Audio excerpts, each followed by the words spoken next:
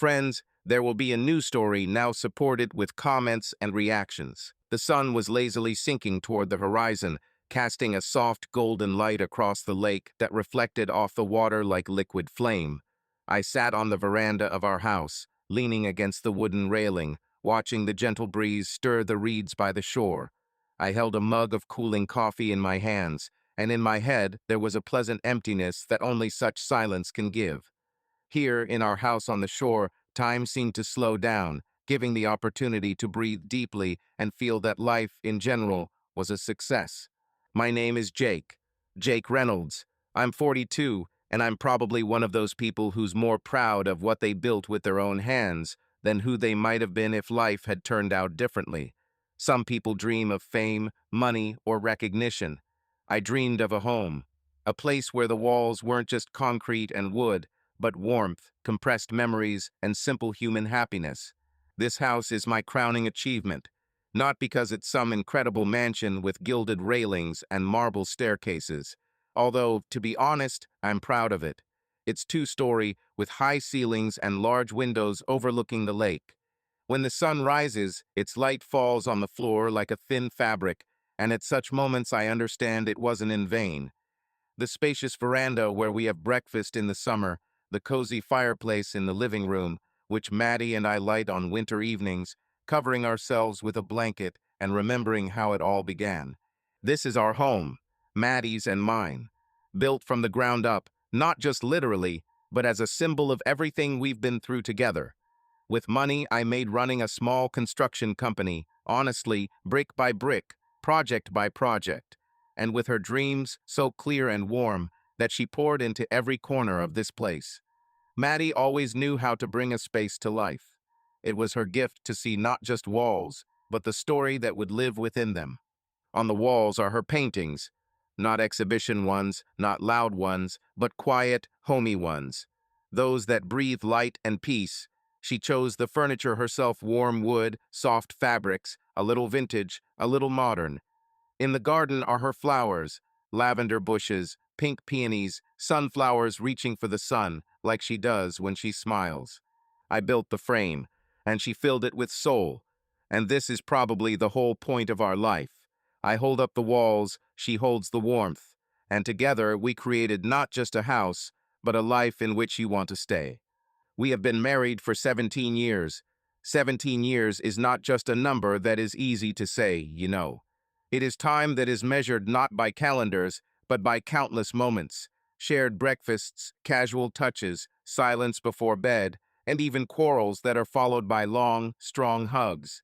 It is a whole life, woven from little things, habits, looks, intonations, from everything that cannot be planned, but can be saved. We met in a bar, one of those noisy, dimly lit downtown spots where the walls vibrate with bass and conversations like drunken moths, get lost in the music and drunken laughter. I was a young, stubborn foreman then who had just decided to open his own company. Thousands of ideas in my head, a couple of hundred in my pocket, and more hope in my heart than experience. I was standing at the counter, wondering if I had enough money for a second glass when I saw her. Maddie stood a little further away in a simple blue dress that seemed to have been painted on her. A glass of wine in one hand, a phone in the other, which she ignored. She was laughing, her head thrown back, and seemed completely out of this loud, bar world. You know, there are people who walk into a room and everything around them seems to change: the lighting, the air, even the music sounds different. That was Maddie. I approached, uncertainly, with an absurd phrase. "Isn't it too loud in here for talking?" She narrowed her eyes, tilted her head slightly, and answered without blinking. "Depends on whether you have anything to say." And damn, I found something to say. From that night on, everything started spinning. Not like in Hollywood movies, where relationships are built according to a script and every gesture seems to be choreographed. We were real. Sometimes awkward, sometimes stubborn, but always real. We argued, sometimes we were silent for days because I could not find the words and she could not remain silent. Maddie has always been the type to feel deeply and demand the same in return. And I am the type to remain silent until I build a bridge across my own silence. But we learned. We learned to hear each other, not only with our ears, but with our hearts. We learned not to get lost in everyday life, not to forget that love is not just feelings, it is work. It is a choice to stay even when it is difficult, especially when it is difficult. 2 years after that night, I proposed to her. Not in a restaurant, not in the rain, not with fireworks in the background. I took her to the lake where our house now stands. Back then, it was just a piece of land, not yet purchased, but already a dream for me. We sat on an old wooden pier, our feet in the water, and I said, "I want to build a house here, and I want you to be in it." She turned around, looked at me for a long time, as if checking to see if I was joking, and then quietly said, "Then start by building a life with me." I bought the plot the next day. And yes, she said yes, and I still consider that my greatest luck. Everything else I've built since then is just an extension of that yes. Our marriage was not cloudless. There are no perfect stories if there is real life in them. There were times when the money ran out before the month, and the bills piled up faster than the orders at my construction site. There were sleepless nights when I counted every penny and did not know how to explain to Maddie that I would have to postpone my vacation again. And she, I must say, never made a scene.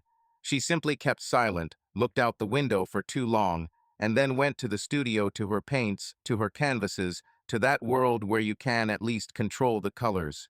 Sometimes I felt like I was losing her. Not forever, no, but like she was floating away to some inner island of hers that I couldn't access. And I stood on the shore and waited for her to come back. And she always did. Sometimes with tears, sometimes with a new picture. Sometimes just with a silent look that said, "I'm here. Forgive me. I'm just looking for what to do too." There were losses. We both wanted children. We dreamed, planned, imagined a nursery by the window, a swing in the garden, the marks of little bare feet on the wooden floor. But life decided otherwise. After years of waiting, hopes, doctors, injections, disappointments, and silence between us, we gave in.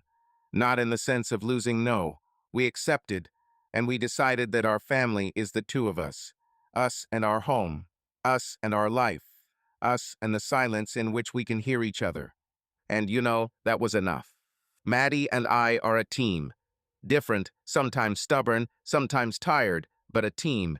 We built more than just walls and a roof. We built a garden where every bush is like a dot on a shared memory map. We grew respect, patience, tenderness in this house that is not shouted but carried in gestures, in a cup of tea, in a straightened blanket, in a note on the refrigerator.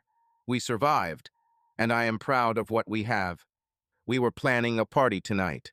Nothing fancy, just a couple of close friends, glasses of wine, good food, and music that doesn't drown out the conversation, but accompanies it. This is the format I like best. No fuss, no pretense. Just an evening where everything is in its place. Candles on the table, soft lantern light over the veranda, laughter, the smell of roasting garlic, a light breeze from the lake. I sat on the veranda, finishing my now cold coffee, and mentally went over what else I needed to do. The table was already set. A linen tablecloth, Maddie's favorite table setting, blue plates, vintage glasses, cloth napkins with small embroidery. Everything she likes. In the morning, Maddie went into town for a fresh baguette, cheese, fruit, wine that would definitely go well with the evening. And I stayed to mow the lawn, wipe the street lamps, tune the music, check that nothing creaked, wobbled, or got in the way. We are both a little obsessed with coziness. We even have an unspoken rule. The house should be ready to receive guests so that no one feels at home. So that when they enter, they immediately find themselves not in someone else's interior, but in a space where they are expected. We have a reputation for being gracious hosts, and I wasn't going to let that down. Not because it's important to impress, but because these evenings are like taking stock. Looking around and saying to ourselves, yes, this is our life, and it's worth something. There were losses. We both wanted children. We dreamed, planned, imagined a nursery by the window, a swing in the garden, the marks of little bare feet on the wooden floor. We imagined how we would read fairy tales before bed, how one of us would stand at the stove and the other would help with homework. These images lived with us first as joyful anticipation, then as quiet pain. But life decided otherwise.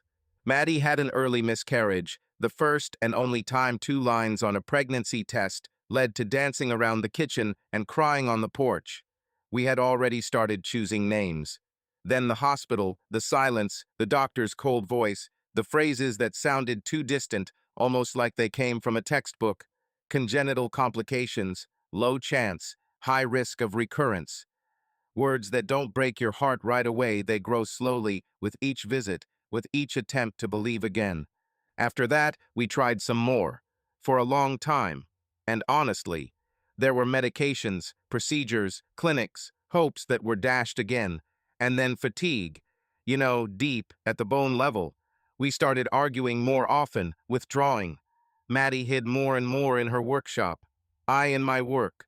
We started losing not only the child, but also each other. And that's when we stopped. We sat down one night on that very veranda. I poured wine. She wrapped herself in a blanket and just sat in silence for a long time.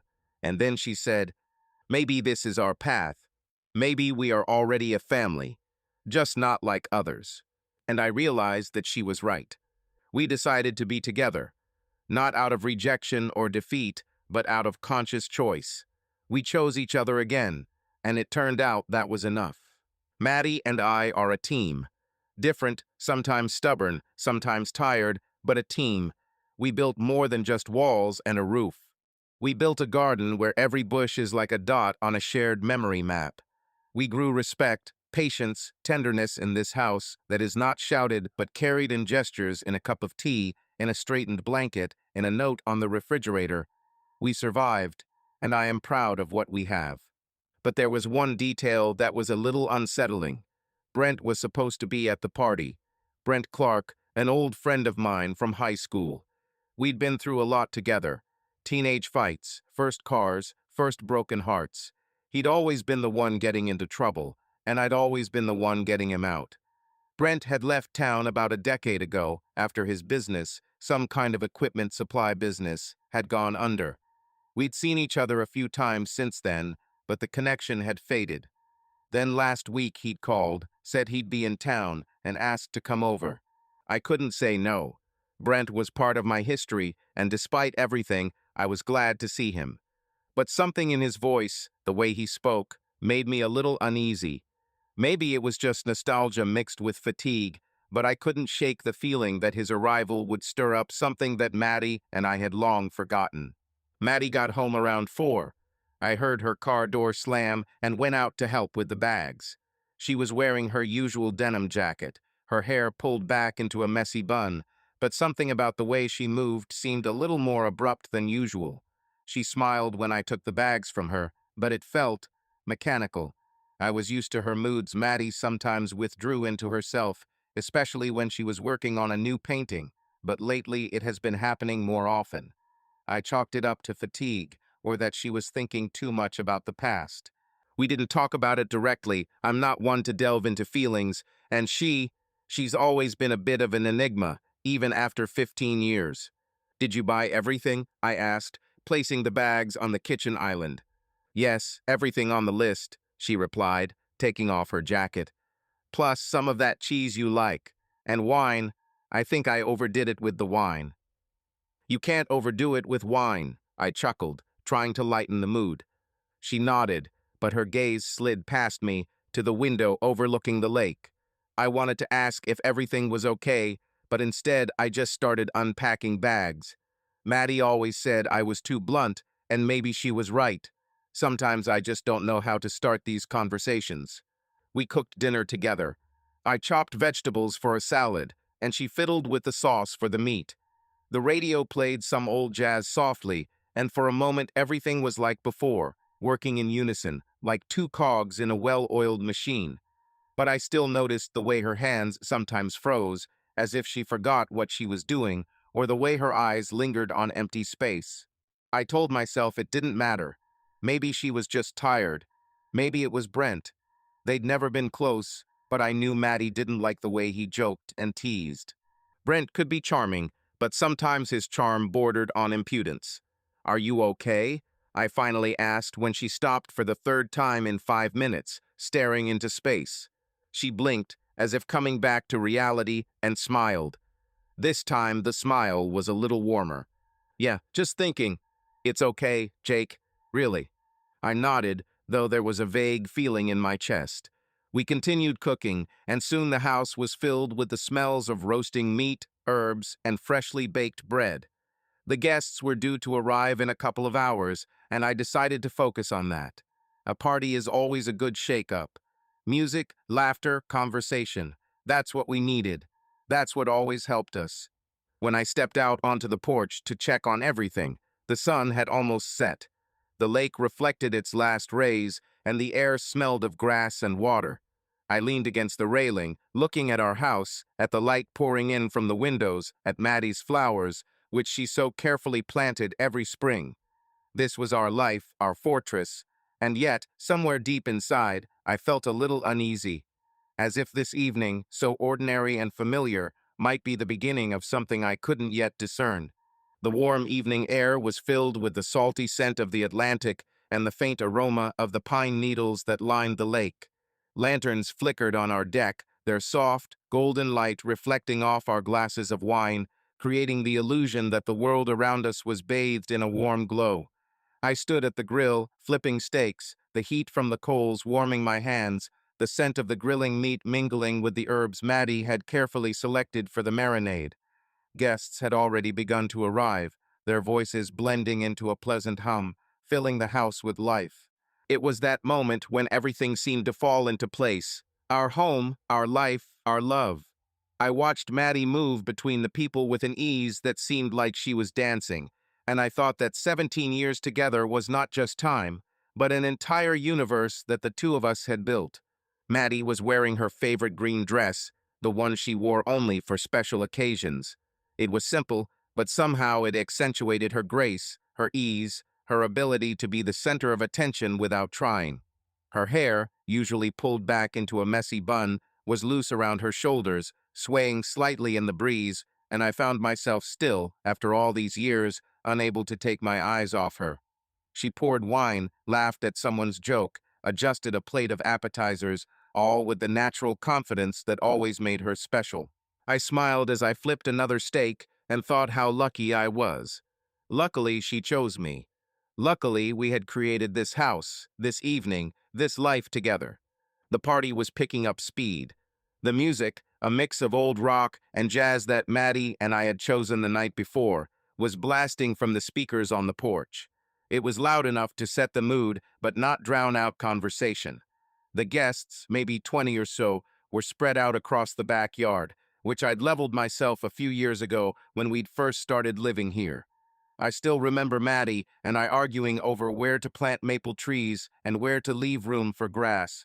She wanted more flowers, I wanted more space for a barbecue. In the end, as always, we found a compromise. Maples along the path to the lake, flowers by the porch, and a lawn big enough to accommodate parties like this. Tonight, the yard was full. Old friends, neighbors, a couple of coworkers from my construction company. Their laughter, the clinking of glasses, snatches of conversation, all this created the feeling that the house was breathing, that it was living, as if it itself was enjoying this evening. I spotted Brent as he appeared on the porch, clutching a bottle of whiskey with a bright label. His wide smile, slightly tattered jacket, and the slight gray in his dark hair made him look like a sea dog just back from a long voyage. Brent Clark, my old friend, with whom we had been through everything from schoolyard fights to late-night barroom get-togethers arguing about life, dreams, and who was the better driver. He hadn't changed, still tall, broad-shouldered, with a deep voice and a way of telling stories that made everyone around him stop in their tracks. He hugged me, slapping my back so hard I almost dropped my grill spatula. "Jake, old man, are you still building houses that are better than my ship?" he said, winking, and his eyes sparkled with that mischievous twinkle I remembered from school. "Are you still sinking your ships?" I replied, grinning. We both laughed, and for a moment everything was like before, like the times when we could sit until the morning, discussing everything under the sun. Brent walked over to the table where a small crowd had gathered, and I heard him begin to tell a story about a storm off the coast of Norway. His voice cut through the noise of the party, and I couldn't help but smile. Brent was always like that. He'd arrive like a hurricane, bringing energy, stories, laughter, and then he'd be gone, leaving only memories in his wake. He'd been the best man at our wedding. He'd helped me carry Maddie over the threshold of this house when we first moved in. And yet, despite our friendship, I'd always felt there was something elusive about him, a shadow that made him seem both close and distant. I turned back to the grill, focusing on the steaks. The smell of roasting meat, mixed with the rosemary and thyme Maddie had added to the marinade, filled the air. She always knew how to make food special. Even a simple salad in her hands became a work of art. A few leaves of arugula, a couple slices of pear, some goat cheese, and soon everyone was praising its taste. I glanced around, looking for her. She was standing at the appetizer table, talking to our neighbor Lisa, laughing at something she was telling her. But her laugh was somehow off. I couldn't quite put my finger on it. Maybe it was the way she looked away slightly, or the way her fingers nervously fiddled with the rim of her glass. It was subtle, but I knew her too well, or thought I did. I pushed the thought away.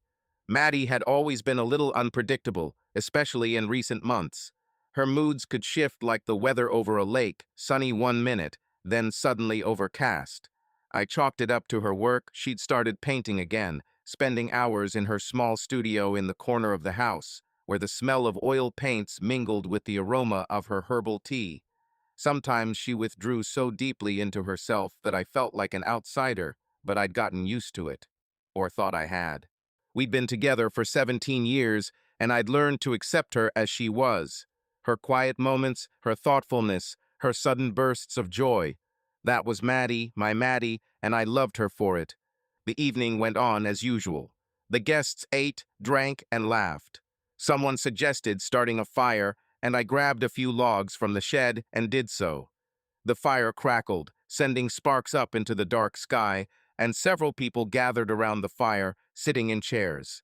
Maddie had brought blankets, because even though the weather was warm, it was getting chilly by the lake toward night. I watched her hand out blankets, smiling as she straightened her hair, and I felt like everything was in its place.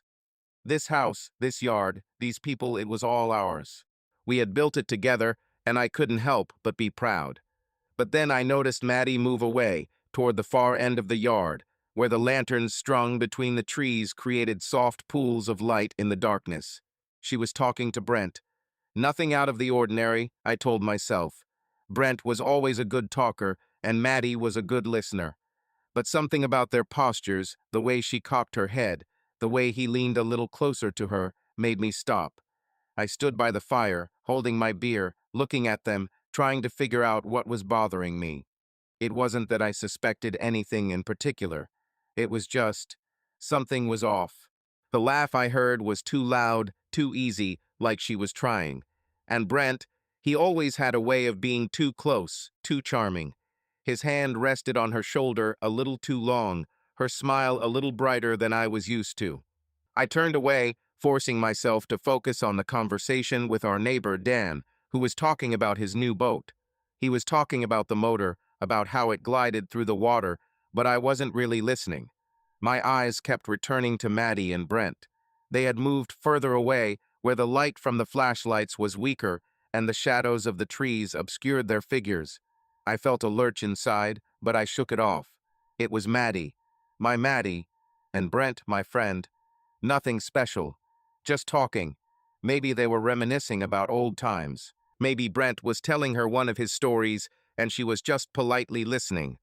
I knew she never liked his jokes, his easy brashness, but Maddie was always polite. She knew how to be hospitable, even when she didn't like the person. I went back to the guests, poured Lisa some more wine, and joked with one of my colleagues about the new project we discussed last week. But something inside me was bothering me. I glanced at Maddie again, but she was no longer where I had seen her a moment ago. Neither was Brent. I felt my heart beat a little faster, but I told myself that was stupid. They must have just gone to the table for drinks or something. I decided to walk around the courtyard, ostensibly to check if everything was okay. The guests were laughing, the music was playing, the fire was crackling, but I suddenly felt detached, like I was watching it all from the outside. My house, my party, my life, and yet I felt like an outsider. And then I heard her laugh.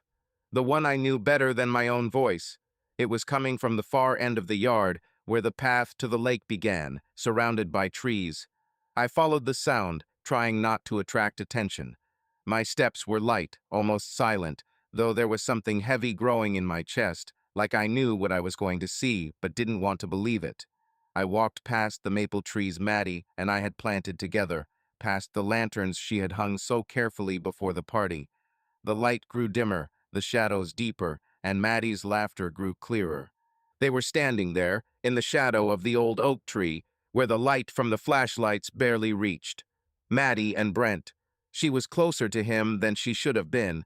Her hand was on his shoulder, and he was leaning toward her, saying something in a quiet voice that made her laugh again. I froze. My mind tried to find an explanation, some simple, logical explanation. They were just friends. They were just joking. But then I saw the way Brent put his arm around her waist, the way she didn't pull away, but leaned toward him. And then they kissed. The world around me stopped. I felt nothing but a coldness coursing through my veins, as if the blood in my body had turned to ice. It wasn't passion, or anger, or pain, just emptiness. I watched as my wife, the woman I'd spent 17 years with, kissed my friend, my best friend. The man who'd been with us on our wedding day, who knew that this house, this yard, this life, all of it was ours. I watched her arms wrap around his neck, his fingers brushing the back of her neck, and I couldn't believe it was real. This wasn't Maddie, not my Maddie, and yet it was her. I didn't scream. I didn't run towards them. I didn't do anything. I just watched as they, not noticing me, moved even further away towards the path leading to the lake. Their silhouettes dissolved in the darkness, and I was left alone, standing under a tree, clutching a glass in my hand that seemed to have been empty for a long time. My fingers were shaking, but I didn't feel them.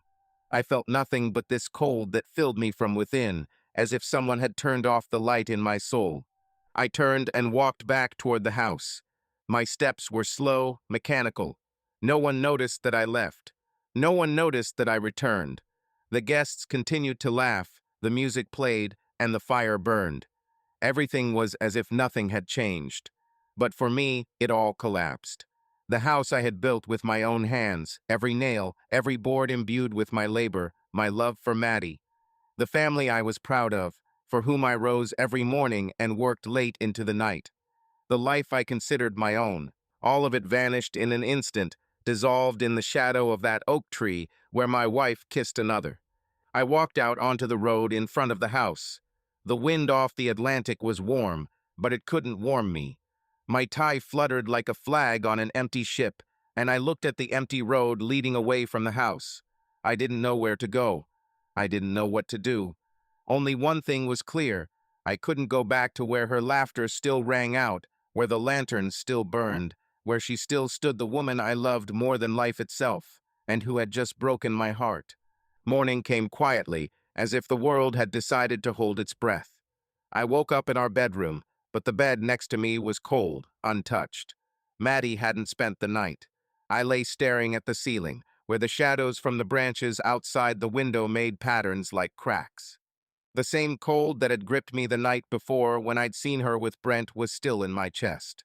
It hadn't gone away, hadn't melted, only grown stronger, like ice that grows thicker, heavier, more still with each passing hour.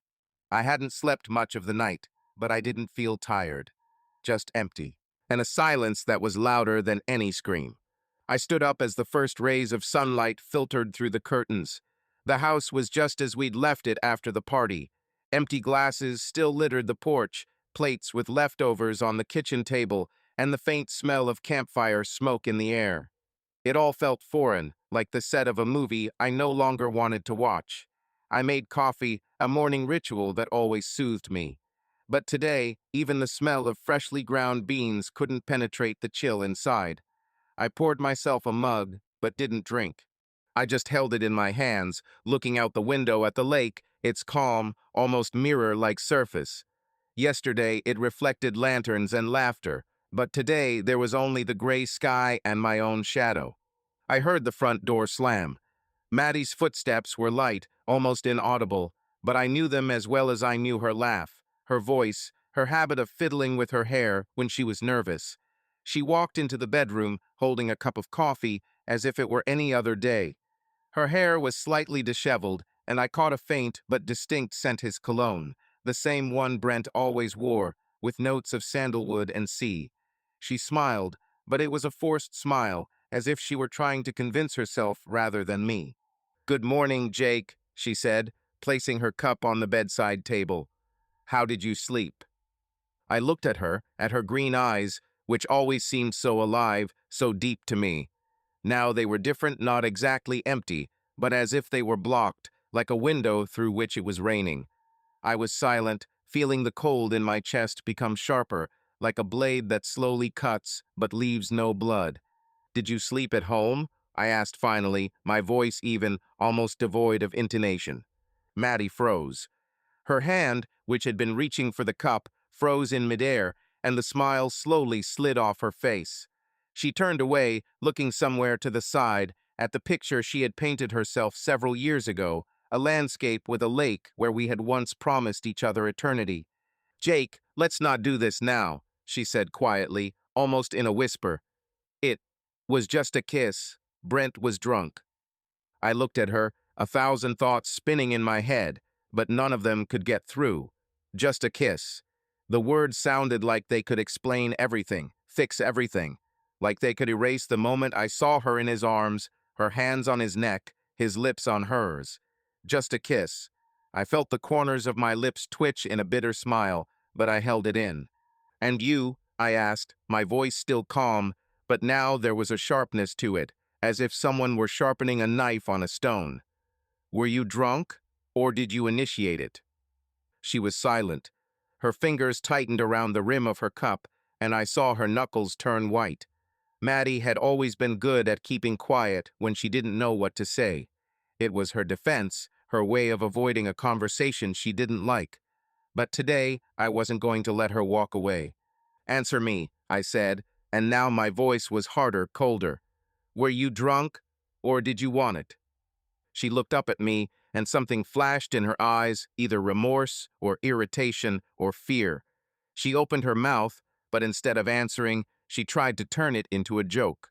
"Jake, you're being dramatic," she said, and her voice was lighter, almost playful, as if she were trying to take us back to the days when we could laugh at any problem. "It doesn't mean anything. We're adults. People drink and do stupid things. It was just a moment. Nothing serious." I looked at her, and every word she said was like a hammer blow to what was left of our lives. Meaning nothing. Just a moment. I felt the cold inside me turn into something heavier, darker. It wasn't just pain, it was the realization that the woman I loved, the woman I considered my soulmate, my family, was standing in front of me and lying. Not to me, but to herself. She tried to convince herself that it meant nothing, but her eyes, her shaking fingers, her scent, it all screamed otherwise. "It doesn't mean anything," I repeated slowly, tasting the words. They were bitter, like the coffee I'd never drunk. "Then what does it mean, Maddie? 17 years, this house, our vows, that doesn't mean anything either." She flinched as if I had struck her. But I did not shout, did not raise my voice. I spoke quietly, but each word was like a stone falling into a bottomless abyss. She opened her mouth to say something, but I interrupted her. "You left with him," I said, and now there was a crack in my voice, like the ice inside me was starting to break. "You didn't just kiss him, Maddie. You walked away with him, into the dark. And you didn't come home. Where were you? With him? In his car? In a motel? Where?" Her face went pale, and she looked away. I could see her struggling with herself, trying to find the words that would make it all right, but there were no words. Not for me. Not now. "Jake, you don't understand," she began, her voice breaking. "It's not what you think. We just, we were talking, and then we had a drink, and it was just a moment. I didn't mean for you to take it that way. I didn't mean to hurt you." "Hurt?" I almost laughed, but it caught somewhere in my throat, turning into a hoarse sound. You think this is about hurt? Maddie, I saw you kiss him. I saw you look at him. It wasn't a mistake. It wasn't just a moment. You wanted this, and you left with him, leaving me here in our house, with our friends, with our life.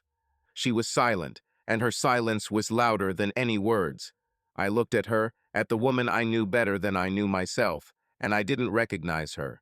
Her eyes, her lips, her hands, everything was familiar, but foreign, as if someone else had taken over her body, her soul. I waited for her to say something, for her to try to explain, to justify herself, but she just stood there, looking at the floor, clutching her coffee cup as if it was the only thing holding her in place. "Why, Maddie?" I asked, my voice almost a whisper now. "Why him? Why now? What did I do wrong? What were you missing?" She looked up, and there were tears in her eyes. But I didn't know if they were tears of remorse or just a reaction to my tone. She opened her mouth, but instead of answering, she shook her head. "I don't know, Jake," she said finally. I didn't mean for this to happen. I don't know why. It just happened." "It happened," I repeated, and the word was like poison. "It happened, like a storm, like an accident. But it was a choice, Maddie. Your choice." She tried to take a step toward me, holding out her hand, but I retreated. Her touch, which had always felt like home to me, now felt foreign, dangerous, as if it could burn me. I looked at her hand, at her fingers that had touched Brent just yesterday, and felt something inside me finally break. "Jake, please," she said, her voice full of desperation. "Let's talk. Let's figure this out. This isn't the end. We can get through this." Survive. I looked into her eyes, and in that moment I realized that the cold inside me wasn't just pain. It was clear. "You think we can just survive this? Like we survived fights, like we survived debts, like we survived everything that came before. This isn't a fight, Maddie. This isn't debt. This is betrayal." She was silent, and her tears finally started to flow, but I felt nothing but this ice that had frozen my heart. I turned to the nightstand where my wedding ring lay. I had worn it for 17 years every day, even when I worked in construction, even when I slept. It was a part of me, a symbol of what Maddie and I had created. I picked it up, held it in my hand, feeling its cold metal, its weight. It was so light, but at that moment it seemed unbearable. "If it doesn't mean anything," I said, looking at her. "If your kiss with Brent, your choice to leave with him, doesn't mean anything, then it doesn't mean anything. And we don't mean anything." I stepped toward her, picked up her unfinished coffee cup, and dropped the ring inside. It landed with a thud, sinking into the dark liquid like a rock in a lake.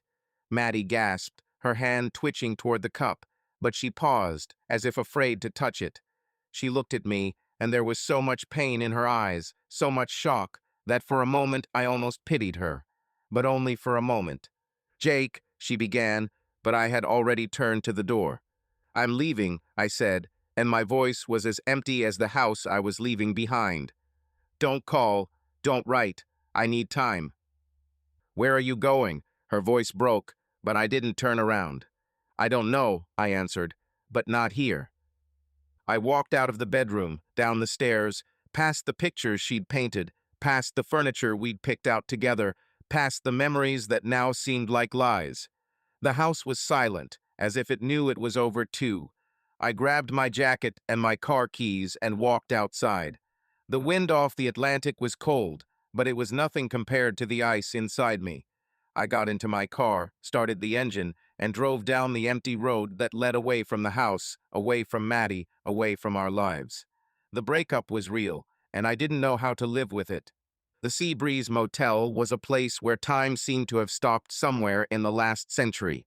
The dusty curtains with their faded shell patterns, the smell of old wood and cheap detergent, the creaky bed with its sagging mattress, it was all foreign, but at the same time fitting for who I had become. I sat on the edge of the bed, looking at the suitcase I had packed the night I left home. It contained little: a pair of jeans, a few t-shirts, an old sweater Maddie had given me for Christmas about 10 years ago, and papers. All that remained of my life. Cars hummed outside the window, and somewhere in the distance I could hear the horns of ships docked at the shipyard. I stared at the gray wall across the street and felt the dust slowly settle inside me, the dust of the ruined world I had spent 17 years building. The first few hours in the motel were a blur. I didn't sleep, I didn't eat, I didn't think. I just sat there, staring into space, until the cold that had gripped me that night at the party slowly began to recede, giving way to something else, not pain, not anger, but a strange, almost frightening clarity. I saw everything with such clarity, as if someone had lifted a veil from my eyes. My life with Maddie, our home, our marriage, none of it was what I thought it was. I thought we were a team, that it was us against the world, but now I realized that had been my illusion. She might have believed in it too, once, but somewhere along the way her belief had faded, and I hadn't noticed, or hadn't wanted to notice. I pulled my phone out of my pocket and opened the gallery. There were hundreds of pictures, of Maddie and me at the lake, of us on our wedding day, of us in this house when we were first building it. There was one of her laughing on the unfinished porch, a hammer in her hand, a paint stain on her cheek. I'd told her she looked like a pirate, and she'd thrown a rag at me. We'd laughed so hard we couldn't breathe.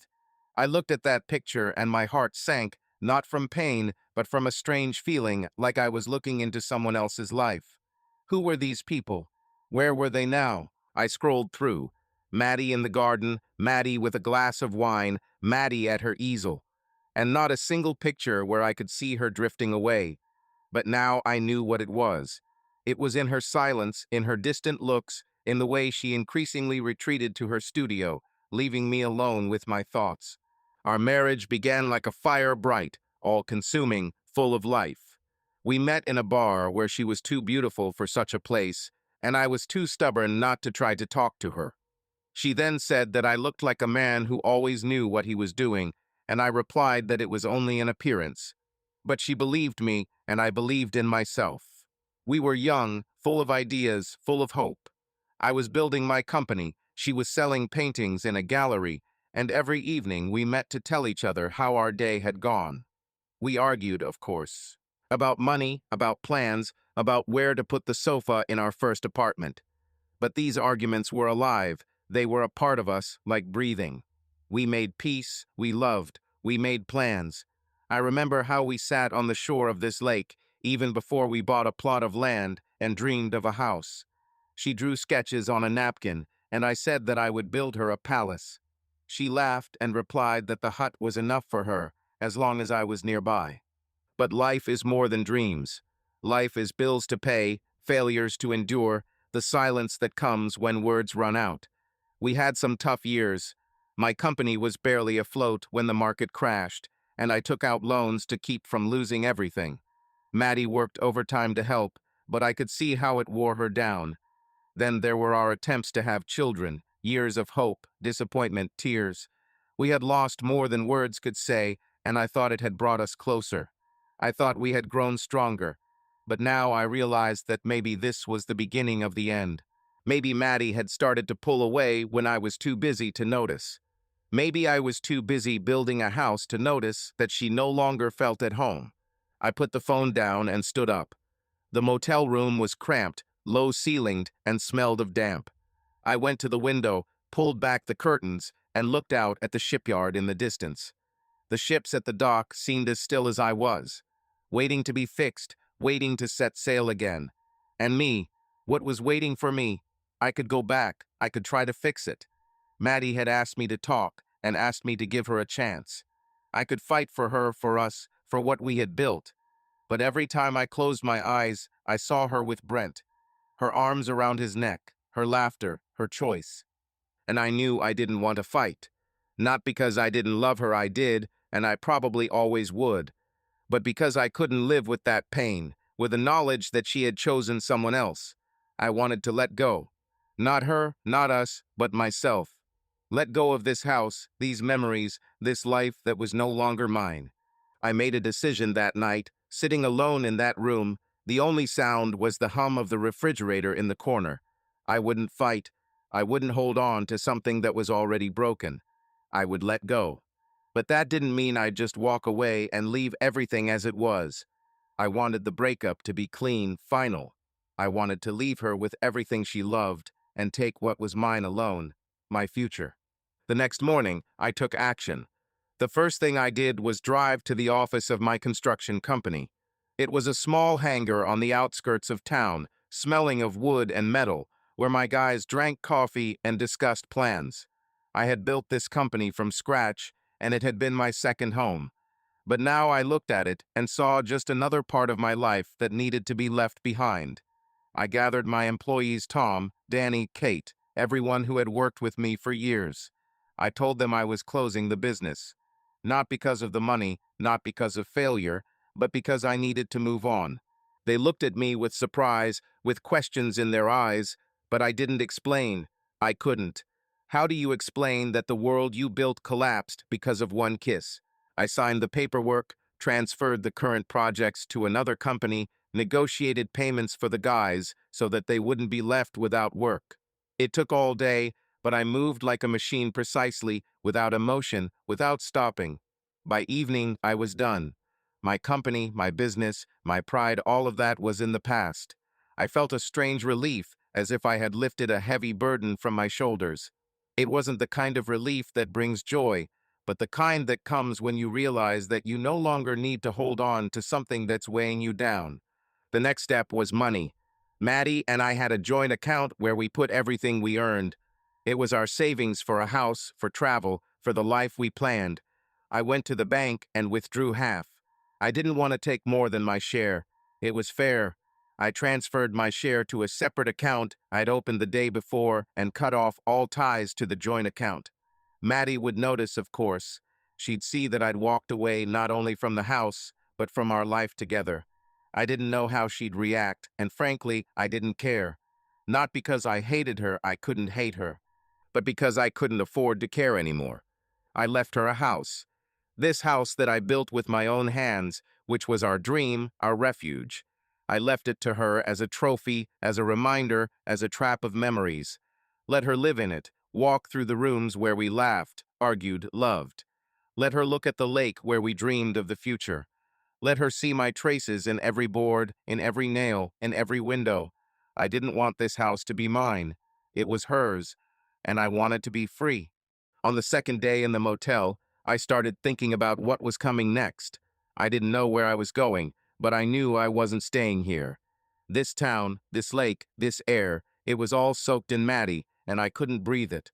I thought about up north, some small town where no one knew my name, where I could start over. Maybe I'd start building again, not houses, but something else. Maybe I'd get a job at a shipyard, or open a machine shop, or just drive around until I found a place where this cold inside me would finally melt. I didn't know, but I knew I wanted to live. Not for her, not for us, but for me. I gathered my things and put them in the car. A suitcase, some papers, some cash. That was all I needed. I looked at the motel, at its peeling paint, at the neon sign that flickered even as the sun rose above the horizon. I got into the car, started the engine, and pulled out onto the road. The wind off the Atlantic was still blowing, but it didn't seem so cold now. I drove, not looking back, toward a new life I didn't yet know but was ready to find. The Nevada dust smelled different than the air by the lake. It was dry and warm and tasted of sand and freedom. I drove down the highway to a small town called Ridgevale with the windows rolled down and the wind whipping through my hair like it was trying to blow away all the memories of the past. Behind me was the Atlantic coast, the house I built, and the woman who broke my heart. Ahead was only road and desert and a sky so wide it felt like it could swallow you whole. I had chosen Nevada for a reason. There were no lakes, no damp wind, no reminder of Maddie. There was only emptiness, and I wanted to disappear into it, to find myself again. Ridgevale was one of those little towns that looks like it's been forgotten at the end of the earth.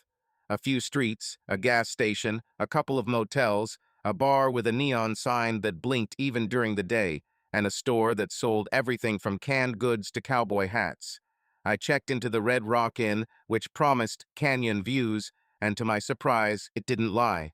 My room looked out onto Red Rock Canyon, huge red rocks scorched by the sun, rising from the earth like the bones of an ancient beast.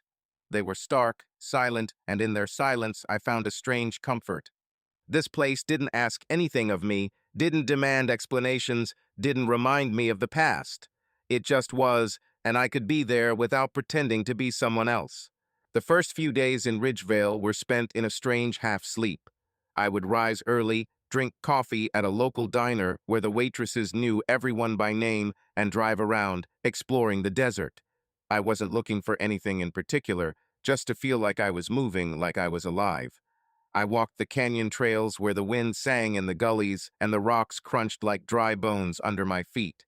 I watched the sunsets turn the sky blood and gold and thought about how far I'd come from Jake, who built houses and dreamed of a family. That Jake was dead, and I was someone new, someone who didn't yet know who he was, but was ready to find out. The night I met Julia, I went into the Sand Wolf, the only place in Ridgevale where you could get a drink stronger than lemonade.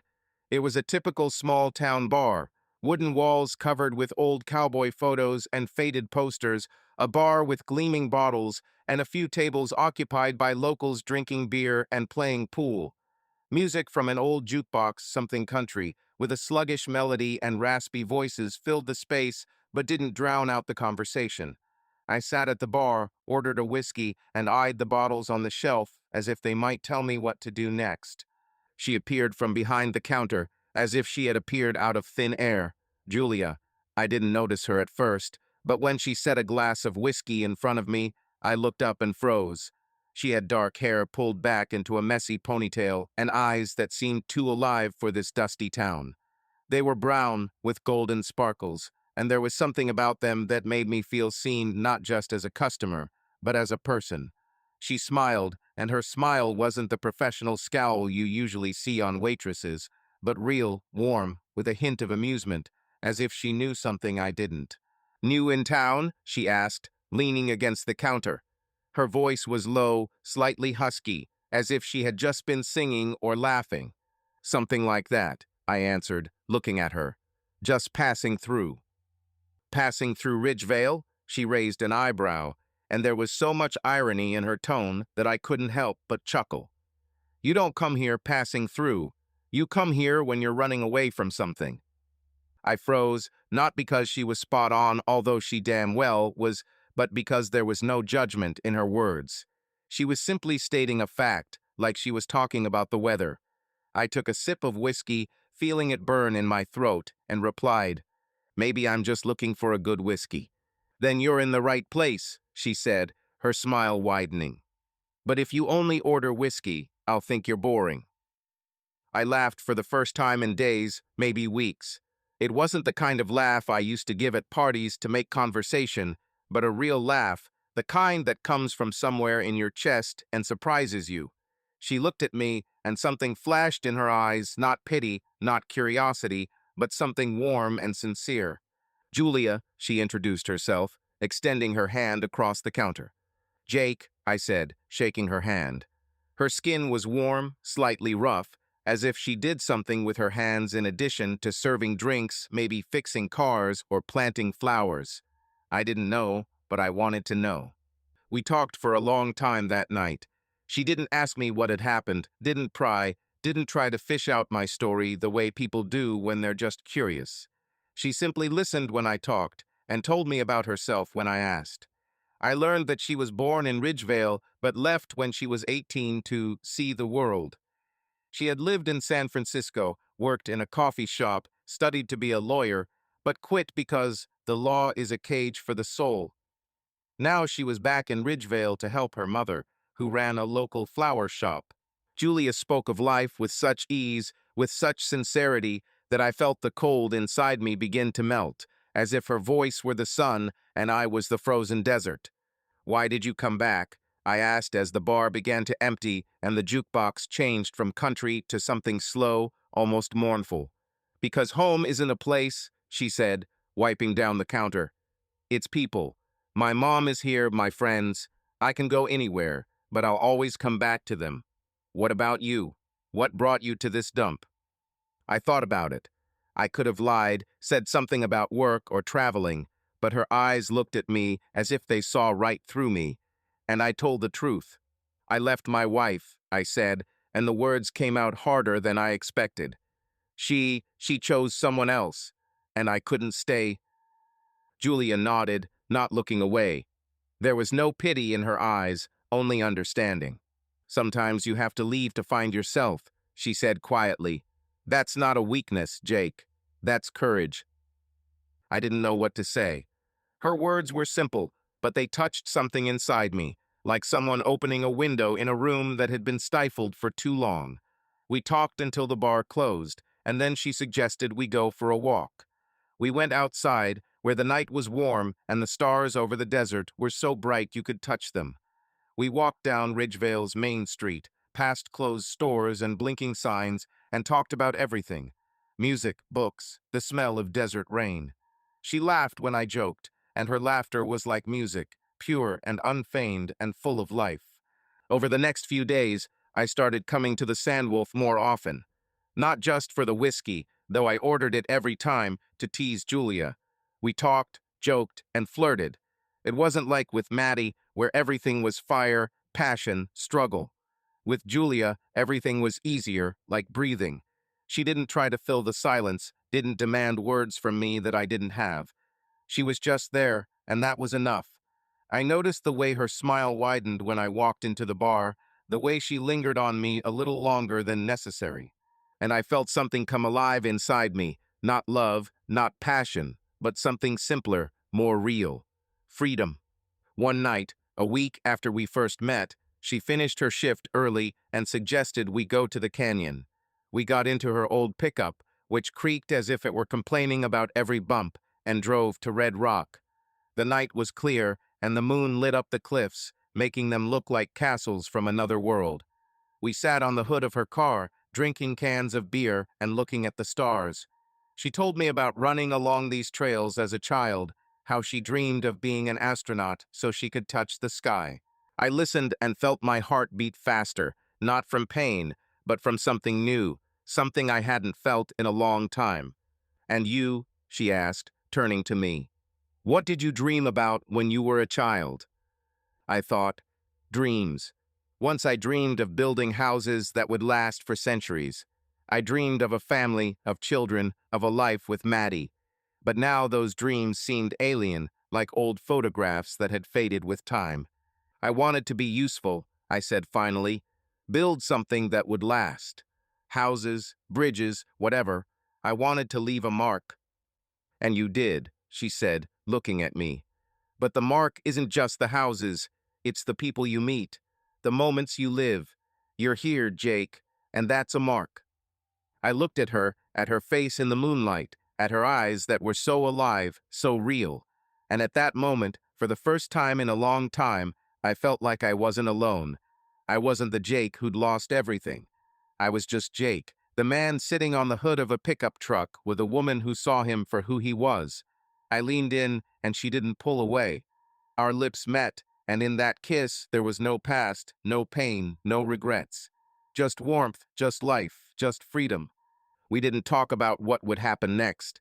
We didn't make plans, we didn't make promises. But that night, under the Nevada stars, I knew I was starting a new chapter. Not with Julia, not with Ridgevale, but with myself. I was free not from Maddie, not from the past, but from who I was. And that freedom was my new beginning. The Nevada desert wasn't a place where most people looked for romance, but for me, it was a place where I learned to breathe again. Mornings in Ridgevale began with the sun rising over Red Rock Canyon, painting the cliffs rust and gold. I'd wake up in a motel, but my thoughts no longer revolved around the past, but instead turned to Julia. Her laugh, her eyes, her ease, it was like a sip of water after a long drought. We spent that night together, under the stars, on the hood of her truck, and then another and another. Each one was a step into a new life, free of pain, free of Maddie's shadows, free of the cold that had gripped me for the past months. Julia was not like Maddie. Where Maddie was fire bright, unpredictable, sometimes scorching, Julia was the wind, warm, free, but no less powerful. She didn't demand explanations from me, didn't delve into my past, but her presence made me feel alive. We met every night at the Sand Wolf, where she finished her shift and talked until the wee hours. Sometimes we just sat in silence, listening to the wind rustle outside the window, and that was enough. She told me about her life, how she'd run away from Ridgevale as a teenager to prove to herself that she could be more than this small town, how she'd worked at a bar in San Francisco and learned to tango because life's too short not to try everything, how she'd come back for her mother but stayed because the desert was her home. I listened, and her words were like a map that I learned to navigate in a new reality. A week after our first night, I realized I didn't want to stay in Ridgevale. Not because I didn't like the town, it was cozy, despite its dusty simplicity, but because I wanted more. Not just for me, but for Julia and me. I told her this over dinner at a place that served the best tacos in 100 miles. She sat across from me in her denim jacket, a salsa stain on her finger, and listened with that smile that made my heart beat faster. "I'm thinking of Vegas," I said, looking at her over my plate. "There's more opportunity there. I could start something new. Maybe home renovation, restoration. I know that kind of thing. And Ridgevale, it's too small for what I want." She leaned back in her chair, crossing her arms, and looked at me with a slight mockery. "Vegas, huh?" she said. "Neon lights, casinos, crowds of tourists. I didn't think you were the glitz type." "Not for the glitter," I said, and my voice was more serious than I expected. "For a chance. I want to start over, Julia. Not just survive, but live. And I want you to be a part of it." She paused, and her eyes, usually so lively, became thoughtful. I felt something tighten inside me. Maybe I had rushed things. Maybe I had expected too much from her. But then she smiled, not the wide smile she used to greet me at the bar, but soft, almost vulnerable.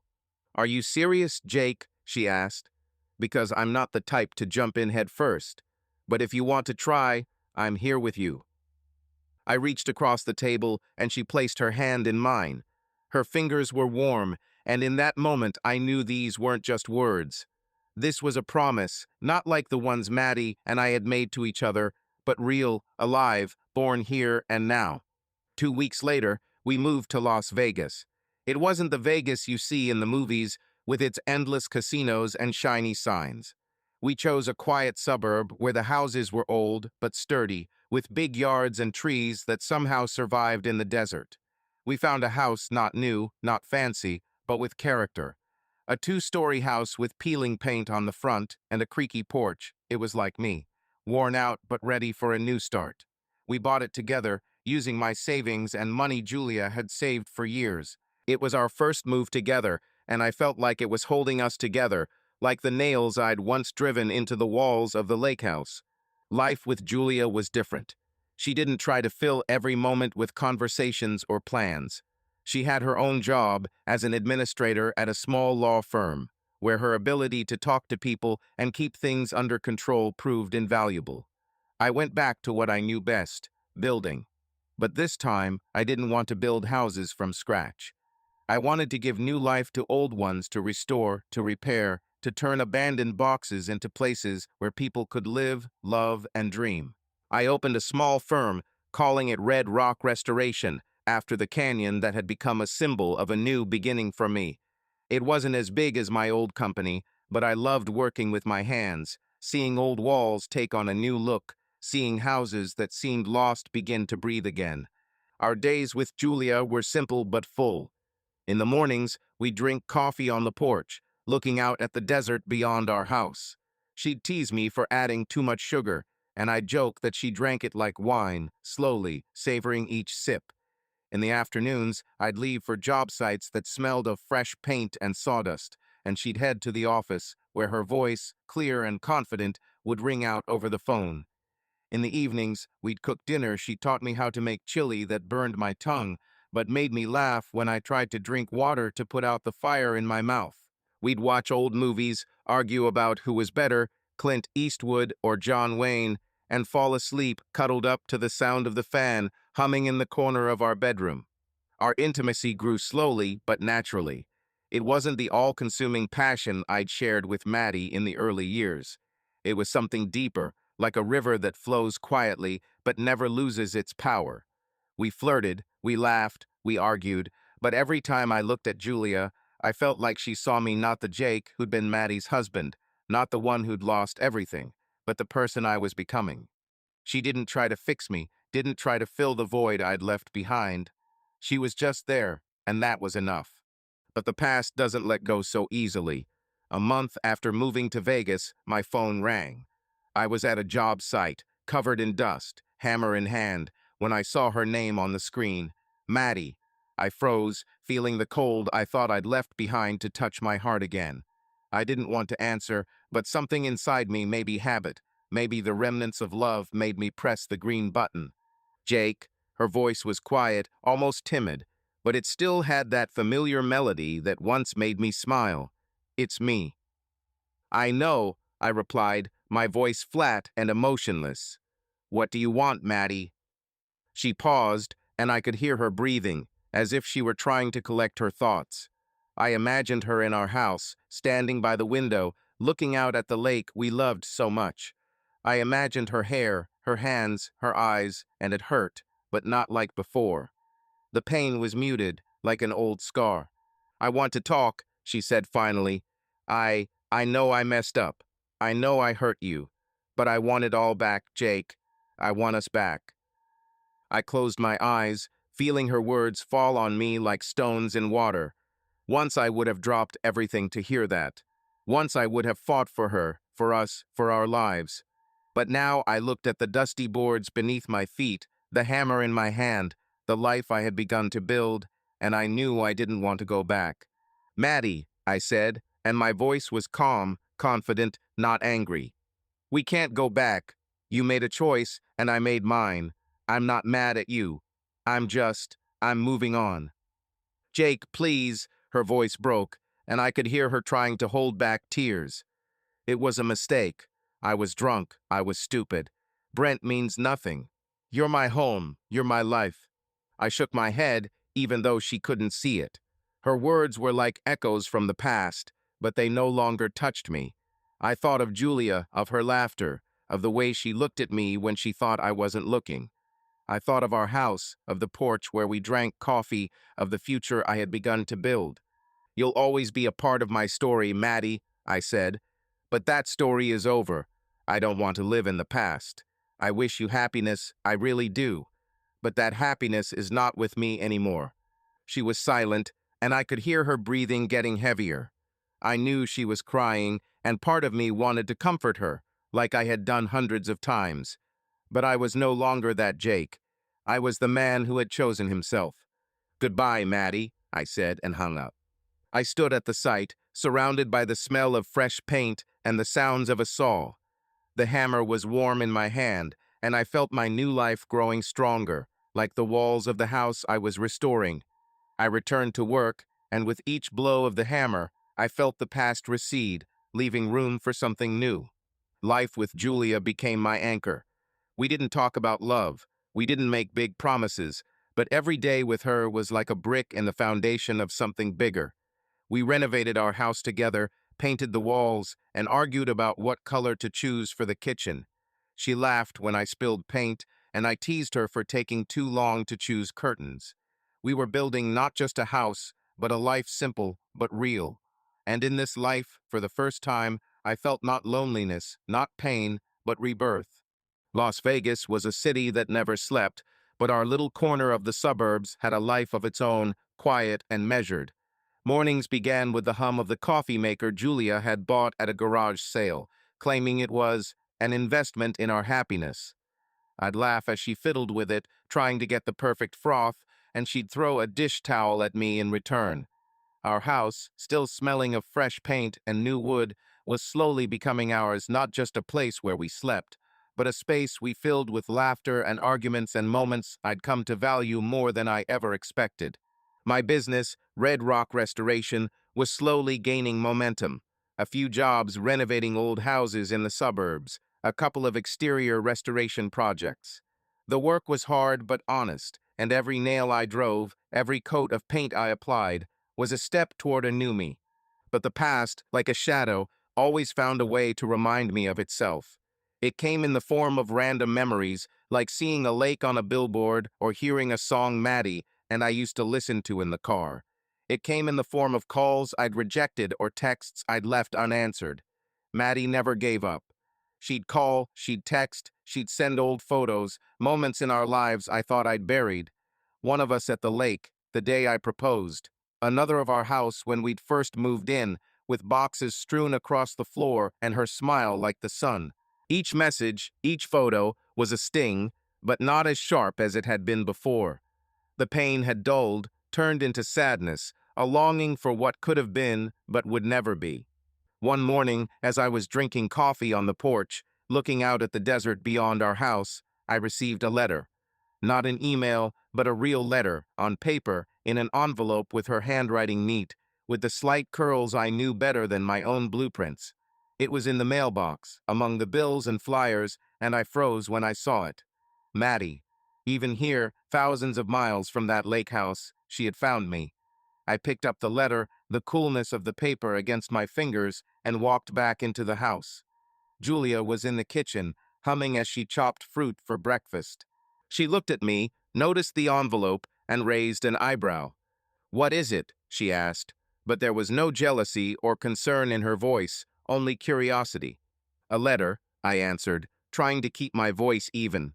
"From Maddie." Julia nodded, not looking away from the mango she was peeling. She didn't ask questions, didn't pry, and I was grateful for that. She was just there, as she always was, giving me space to process what I was feeling. I sat down at the table, placed the letter in front of me, and stared at it for a long moment, hesitating to open it. What could she possibly have written? Another apology, another attempt to take back what we had lost. I didn't know if I wanted to read it, but I knew I had to. I opened the envelope and pulled out several sheets of paper covered in her handwriting. The letter was long, and every word seemed to be saturated with her emotions, a mixture of pain, remorse, and desperate hope.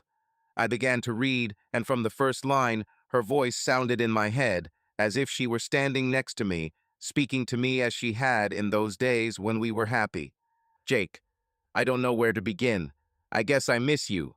Not the Jake who's gone, but the one who was my home, my rock, my everything. I sit in our living room, looking out at the lake, and all I see is you.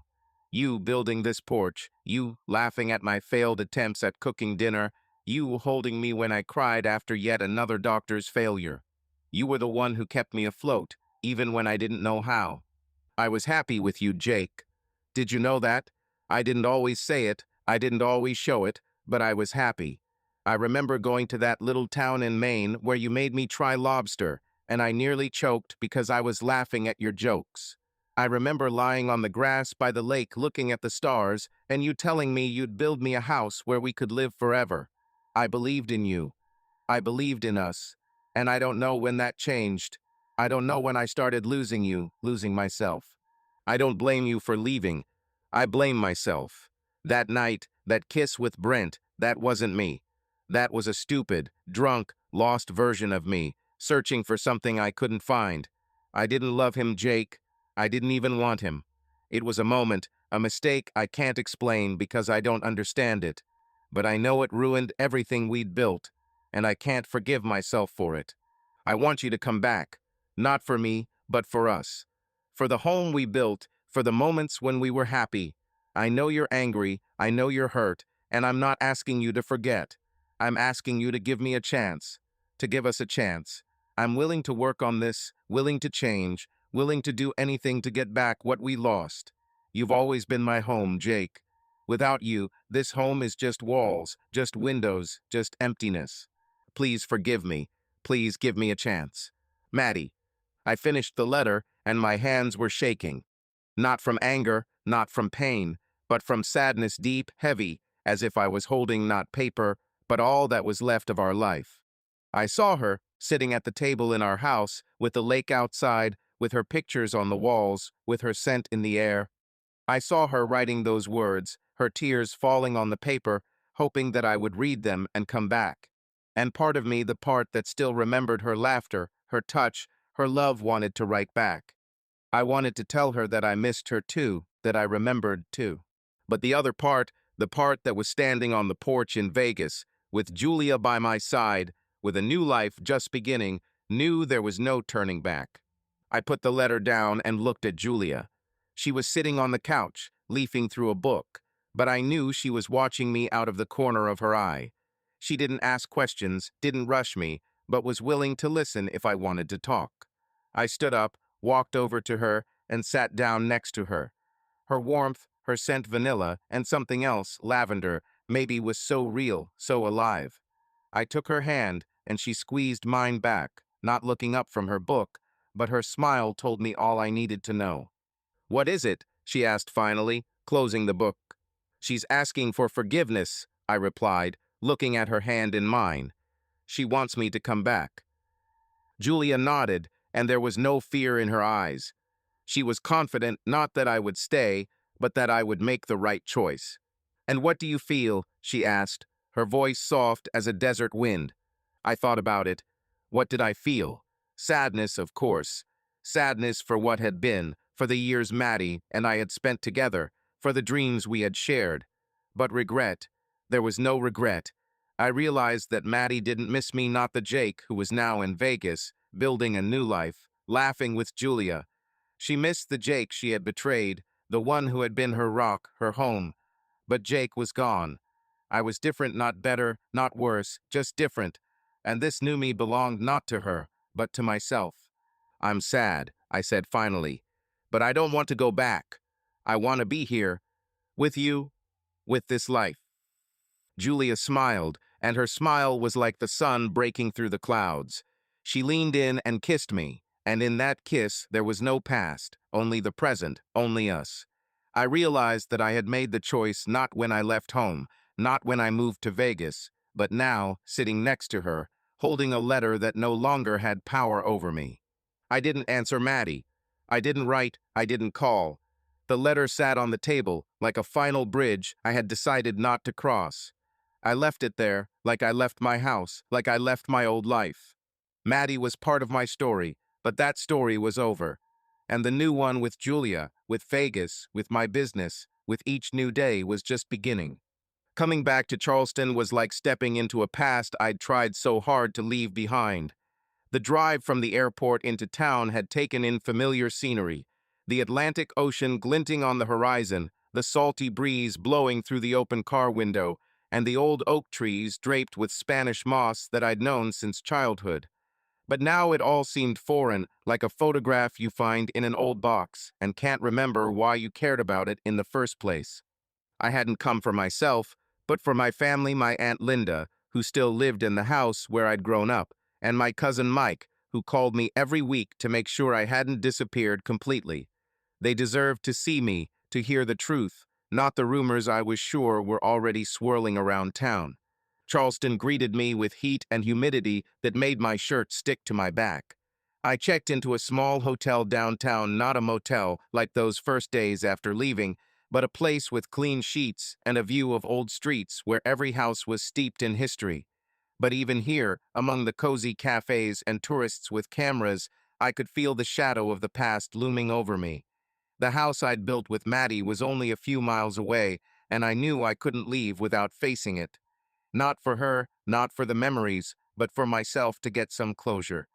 Aunt Linda lived in an old house on the outskirts of town, with a wisteria-covered porch and a creaky porch I'd fixed as a teenager. She greeted me at the door, her smile always there, and the smell of freshly baked pie that I knew would be pecan, my favorite. Her eyes, still sharp despite her age, studied me carefully, as if searching for traces of the Jake she'd known. Mike was there too, a beer in his hand, his usual grin giving way to something more serious as he wrapped his arms around me. "Damn, Jake, you look like a man who escaped the desert," he said, clapping me on the shoulder. "Has Nevada sucked everything out of you?" "Nevada has given me more than you know," I replied, smiling, but there was a firmness in my voice that had not been there before. We sat on the porch, and Aunt Linda set the pie down in front of me.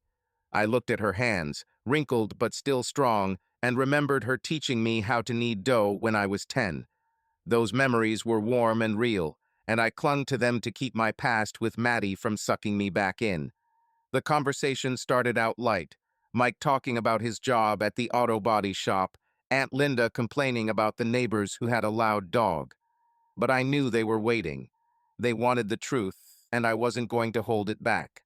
"So what happened, Jake?" Aunt Linda asked when the pause in conversation had become too long. Her voice was soft, but it had the same directness with which she always approached life. "We've heard rumors about you and Maddie, but I want to hear it from you." I leaned back in my chair, looking out at the garden where the roses my mother had planted still grew. I could have lied, said something as simple as, "We grew apart," but they deserved more, and frankly, I was tired of not speaking. "Maddie cheated on me," I said, the words coming out easier than I expected. "With an old friend of mine, Brent. I saw them together at a party at our house. She went out with him, didn't come home, and the next morning she acted like nothing had happened. I couldn't stay, Aunt.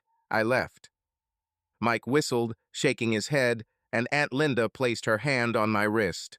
Her touch was warm, soothing, as if she were trying to take away some of my pain. "Oh, Jake," she said quietly, "I'm so sorry. You didn't deserve this." "No one does," I said, shrugging. "But it happened. I don't blame her. Not really. She lost herself, I think. And I couldn't stay to look for her. I chose myself." Mike looked at me, his beer still untouched. "So what now?" he asked. "You're in Nevada with, what's her name? Julia? Are you serious?" I smiled, thinking of Julia, of her laughter, of the way she danced in the kitchen when she thought I wasn't looking. "Yeah," I said. "It's serious. It's not like it was with Maddie. It's easier, more honest. I'm not trying to be someone I'm not, and she accepts me for who I am." Aunt Linda nodded, and there was pride mixed with sadness in her eyes. "You've always been strong, Jake," she said. "Even when you were a boy. You'll find your way. But this house, you left it to her." "Yes," I answered. "This is her home now. Let her live with it, with the memories. I don't want it back." But even as I said it, I knew I couldn't just leave it at that. Charleston was my city, my history, and I didn't want it to belong to the past. The next day, I contacted a real estate agent I'd worked with back when I was building houses. He told me about a piece of land that was for sale not far from our old house, just a half-mile away, on a hill overlooking a lake. It wasn't an accident, it was a choice. I wanted to build a new house, not for revenge, not to prove anything to Maddie, but for myself. A new house, a new symbol, a new life. I bought the lot the next day. It was smaller than the one our old house had sat on, but it had a better view. The lake seemed endless, and the sunsets painted the sky in colors I'd never seen in Nevada. I began planning a house not like the old one, not huge and fancy, but simple but warm, with big windows and a porch to sit on in the evenings. I hired a local crew, but I was involved in every step. Sketching, choosing materials, hammering nails. It was like coming back to myself, to Jake who loved to work with his hands, who found joy in creating something out of nothing. The old house, the one I had left Maddie, was visible from the hill. I saw it every day when I came to the construction site. It stood there by the lake, with its white walls and the flowers she loved so much. But now it seemed different to me, not a home but a ghost, rotting under the weight of memories. I felt no malice when I looked at it, only sadness, light as the morning mist. It was her home, her past, her trap, and my house grew with each passing day, new, clean, full of light. It was a symbol of who I was becoming, of what I had chosen. One evening, as I stood on the unfinished porch of my new house, Mike arrived with a case of beer. We sat on the boards, still smelling of new wood, and looked out at the lake. The sun was setting, and the sky was scarlet, as if someone had spilled paint. Mike opened the bottle and handed it to me. "Are you sure you want this?" he asked, nodding toward the old house just visible below. "Build it here, so close. It won't, bother you." I took a sip of beer, feeling the cold bitterness spread down my throat. "This isn't about her, Mike," I said. "This is about me. I'm building this to remember who I am. Not the Jake who left, but the one who lives. This house is mine. For me. For Julia. For the future." He nodded, and we were silent, looking at the water, which reflected the last rays of the sun. I felt the new house behind me becoming more real with each passing day, growing like a tree, taking root in this earth. The old house was the past beautiful, but rotting. The new one was real, alive, mine. When I returned to Vegas, Julia was waiting for me on our porch with a glass of wine, and that smile that always made my heart beat faster. I told her about Charleston, about my family, about my new home. She listened, as always, without interrupting, but her eyes lit up when I talked about the future. "Are you building a house for us?" she asked, squinting, a hint of mockery in her voice. "For us," I answered, and it was true. "But I want you to choose the color of the walls and the curtains. I know how much you love curtains." She laughed, and her laughter was like the wind that disperses the clouds. I realized that I had found not just a home, but a place where I could be myself. Two houses, one rotting in the past, one growing in the present, were my beacons. One reminded me of what I had lost, the other of what I had found. Charleston was breathing its usual humidity, saturated with the salt of the Atlantic and the scent of blooming magnolias. I was back in town for just a few days to supervise the construction of a new house, but the shadow of the past, as always, found a way to remind itself of itself. Maddie found out that I was in town, maybe from mutual friends, maybe from Mike, who was never able to keep his mouth shut. She wrote me a short message without unnecessary words. "Jake, I need to see you. Please, give me an hour. Just talk." I looked at the screen of my phone, feeling how two desires collide inside me: to leave without looking back, and finally put an end to this story. I chose the latter, not for her sake, but for mine.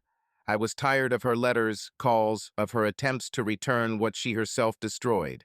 It was time to end it. We agreed to meet at a cafe on the waterfront, the same place where we used to drink coffee in the morning, looking out at the water and making plans. I arrived first, took a table by the window, ordered a black coffee, and waited. Outside, the waves lazily rolled onto the shore, and seagulls circled over the pier, emitting sharp, almost desperate cries. I looked at them and thought how strange it was that everything around me had remained the same, while my life had changed beyond recognition. The cafe was almost empty, just a couple of tourists in the corner and a waitress lazily wiping down the counter.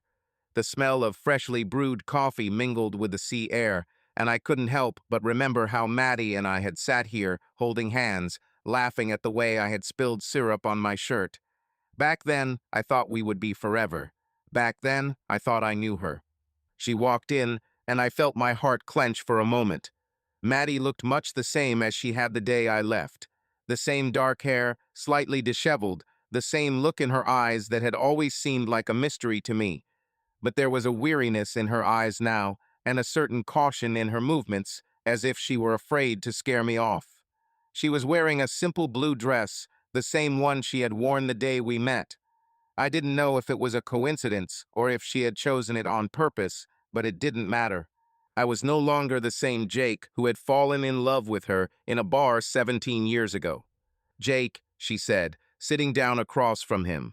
Her voice was soft, but there was a tremor in it. "Thank you for coming." I nodded, not looking up from my coffee. I didn't want to start this conversation with politeness, with empty words. I wanted the truth, and I knew she did too. "What do you want, Maddie?" I asked, my voice level but firm as a concrete slab. "You asked to meet. I'm here. Speak." She clasped her hands on the table, and I noticed her fingers trembling. She always did that when she was nervous, tugging at the hem of her sleeve or clenching her hands, as if trying to hold herself together in this world. I waited, giving her time to compose herself. She took a deep breath and looked into my eyes. "I want you to know how sorry I am," she began. "I know what I say won't change anything, but I have to say it. I ruined everything, Jake. Our marriage, our home, our lives. I didn't mean for it to turn out this way, but that's no excuse. I hurt you, and I can't forgive myself for it." I looked at her, and her words fell on me like stones in water, heavy but unable to break through the surface. I had heard it before, in her letters, in her texts, in her voice on the phone. But now, sitting across from her, I saw her struggling with herself, trying to find the words that would bring me back. And I knew there were no such words. "Maddie," I said, my voice colder than I'd expected. "You didn't ruin our marriage. You didn't ruin our family. You killed my love. And that can't be taken back." Her eyes widened, and I saw tears starting to form in the corners. But I didn't stop. I didn't want to be cruel, but I was tired of pretending that everything could be fixed. "You think it's Brent?" I continued, looking her in the eye. "It's not him. It's that you chose him when I was there, in our home, among our friends. You went with him, Maddie. You left me alone, and I saw you laugh. I saw you touch him. I saw you kiss him. It wasn't a mistake. It was your choice, and I can't live with that." She looked down, her fingers gripping the edge of the table so tightly her knuckles were white. I could see her struggling, wanting to say something that would change everything, but I knew she knew too that this was the end. "Jake," she said, her voice breaking, "I didn't love him. I didn't want him. It was stupid. I was lost. I was drunk. I don't know who I was. But I know I love you. I've always loved you. And I want us to try again. I'll do anything to fix this." I shook my head, feeling something settle inside me, not pain, not anger, but sadness, deep and quiet, like the lake outside the window. "You love the Jake you knew," I said. "The one who built you a home, who held you when you cried, who believed in you more than he believed in himself. But Jake is gone, Maddie.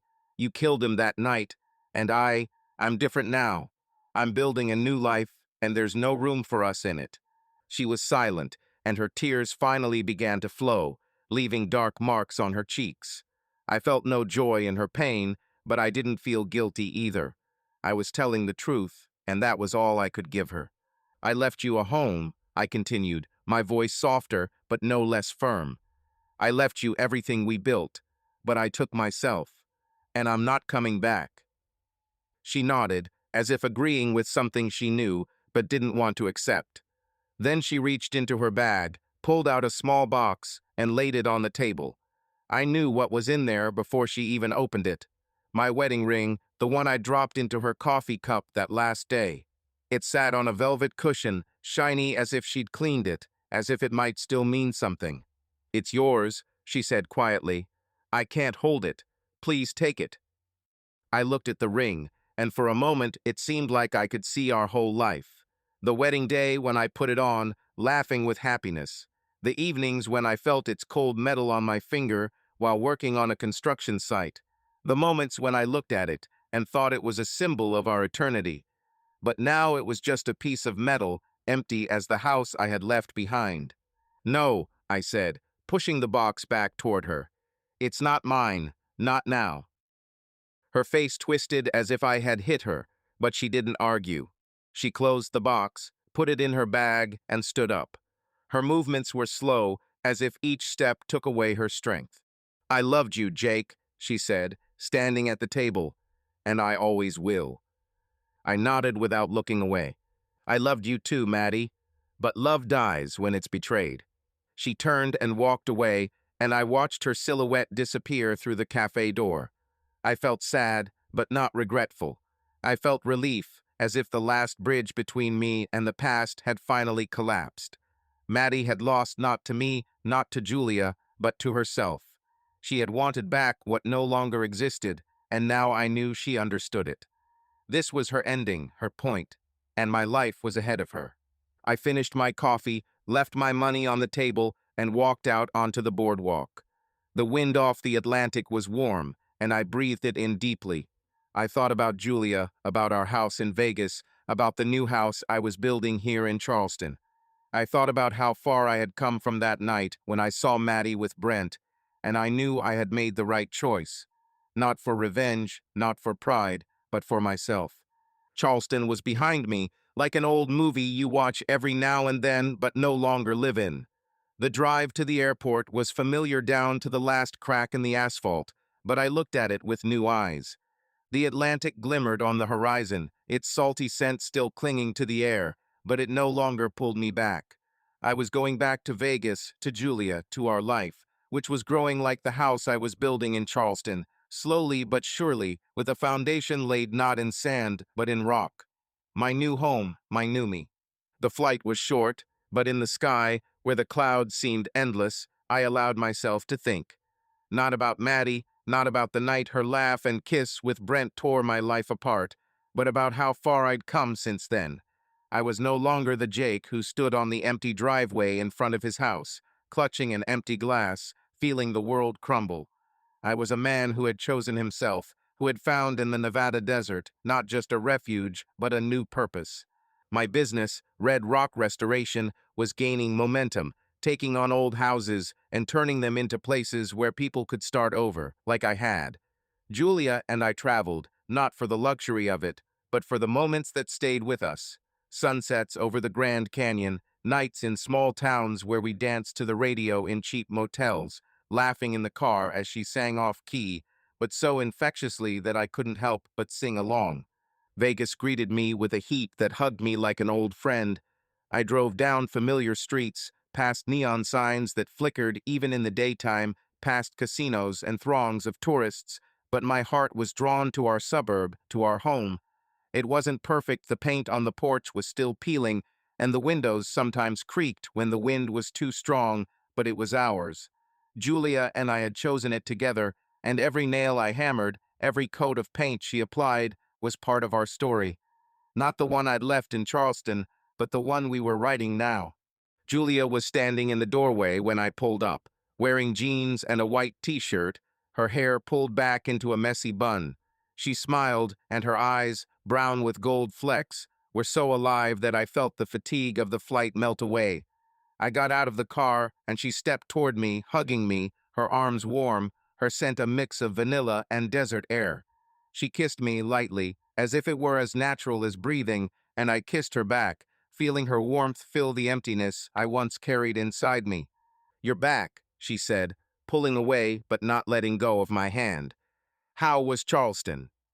"The same," I replied, smiling, "but I'm not a part of it anymore."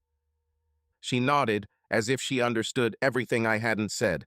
Julia always had a way of hearing my thoughts without requiring words. We walked into the house, and I felt the tension of the last few days melt away. It smelled of the coffee she'd brewed that morning and the fresh-cut flowers she'd brought in from the garden.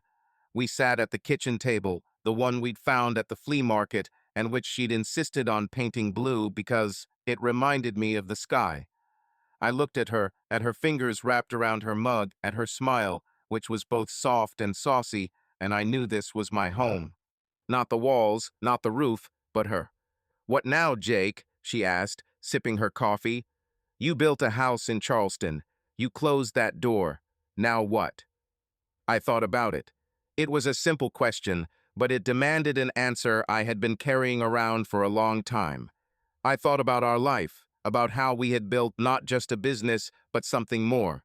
I thought about how she had been there when I doubted, how she had laughed when I spilled paint, how she had looked at me when I told her about my plans. And I realized that I wanted this to be forever. "I want you to be my wife," I said, and the words came out unexpectedly, but they were so right, so true, that I didn't regret them for a second. "Not because I'm running from something, Julia, not because I need to fill a void, but because you are the home I've been searching for all my life." Her eyes widened and she froze, holding the mug in her hands. I saw her lips twitch, as if she didn't know whether to laugh or cry. Then she set the mug down on the table, leaned toward me, and kissed me not lightly, as she had at the door, but deeply, with the passion that had always been between us, but now was something more. "Are you serious, Jake?" she asked, pulling away, but her voice was soft and her eyes were shining. "Because I'm not one to just say yes for the sake of saying it." "I'm more serious than ever," I said, taking her hand. "I'm not promising you a perfect life. I'm not promising it will be easy, but I promise I'll be there for you on the good days, on the bad days, on the days we argue about the color of the walls or where to go on vacation. I want to build this life with you, Julia. Are you there for me?" She laughed, and her laughter was like music that filled the whole house. "Damn it, Jake," she said. wiping away a tear that had managed to roll down her cheek. "Of course, I'm with you." I pulled out a ring, a simple silver one with a small stone I'd picked out last week at a jewelry store in Vegas. It wasn't the same ring I'd ever put on Maddie's finger. It was new, like our lives, like me.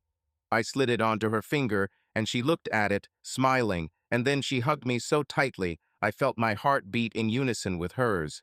That night, we sat on the porch, looking out at the desert beyond our house. The sky was full of stars, and the wind carried the scent of sand and freedom. I held her hand, feeling the warmth of her fingers, and said, "This house is not perfect, but it is ours, and I am finally home." She turned to me, her eyes shining in the moonlight, and replied, "We'll make it perfect, Jake, together." I knew Maddie was living alone in that lake house.